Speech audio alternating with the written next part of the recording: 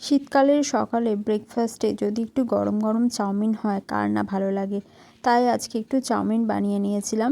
বেশ কিছু উপকরণ বাড়িতে ছিল, সেগুলো দিয়েই ভাবলাম বানানো যাক, তাই একটু বানিয়েছিলাম। আমি একটু মাঝারি সাইজের চিংড়ি নিয়ে নিয়েছি। চিংড়িগুলোকে খুব ভালো করে কেটে নিয়েছি। এ দেখো এভাবে কাটবে। একদম মাথাটা ফার্স্টে একটু কেটে নেবে, তারপর মাথায় যে একটা হলুদ মতো অংশ থাকে সেটাকেও বাদ দিয়ে দেবে। আর একদম পিঠের জায়গাটা একটা কালো রঙের সুতো মতো থাকে, ওই জায়গাটাও বাদ দিয়ে ফেলে দিতে হবে। আর পারলে তোমরা যদি মনে করো যে খোসাটা ছাড়িয়ে নেবে, খোসাটাও ছাড়িয়ে নিতে পারো। এরপর আমি একটু চিকেন ম্যারিনেশন করে রেখেছিলাম। ম্যারিনেশনে একটু ভিনিগার, নুন আর হলুদ দিয়ে ম্যারিনেট করেছিলাম চিকেনটাকে। ওটাকেই হালকা করে একটু ভেজে নিলাম। একদম ছোট ছোট পিস করবে, যাতে করে ভালো করে সেদ্ধ হয়ে যায়। চিকেনটা একটু ভালো করে নাড়াচাড়া করে যখন লাল লাল হয়ে আসবে আর একটু সেদ্ধ হয়ে আসবে, চিকেনটাকে নামিয়ে নেব। দেখো আমার এখানে চিকেনটা বেশ লাল লাল হয়ে গেছে। এরপর চিকেনটাকে নামিয়ে ওই তেলের মধ্যেই আমি নুন হলুদ মেখে রেখেছিলাম চিংড়িটায়, যে চিংড়িটা বেছে রেখেছিলাম সেই চিংড়িটাকে ভালোভাবে ভেজে নেবো। চিংড়িটাও এখানে লাল লাল করে ভেজে নেবে। চিংড়িটা একটু বেশি ভাজলে কি সেন্টটা ভালো হয়।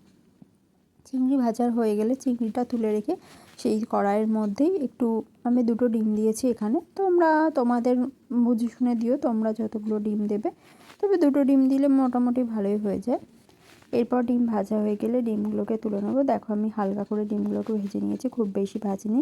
এরপর ওই তেলের মধ্যেই আমি একটু রসুন কুচো, আদা কুচো আর একটুখানি পেঁয়াজ কুচো আর লঙ্কা কুচি দেবো। আর মনে রাখবে চাইনিজ ডিশে, যে কোনো চাইনিজ ডিশে রসুনের পরিমাণটা একটু বেশি লাগে, তাই রসুনটা একটু বেশি করেই দেবে।